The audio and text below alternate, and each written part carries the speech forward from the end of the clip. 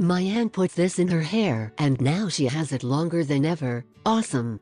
Lately there has been a growing interest in natural beauty products, such as the use of honey, coconut oil and olive oil, replacing conventional hair care. While we use less chemical treatments to maintain the health of our hair and skin, the search for natural alternatives has led us to find the beauty pack in remote regions of the world, where women have long hair and using a very natural method. Carrot water is the secret. The secret to a strong, shiny and long hair originates in the most remote areas of the planet.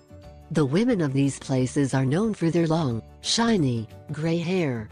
Most of the women in these places have very long hair. Yes, for many years, generations of women have used carrot water to wash their hair, which has resulted in that stunning beautiful hair. It has been a secret applied for centuries, even by princesses of very ancient times. How to make and use this old and cheap hair wash. 1. Wash a cup of carrot to remove any dirt. 2.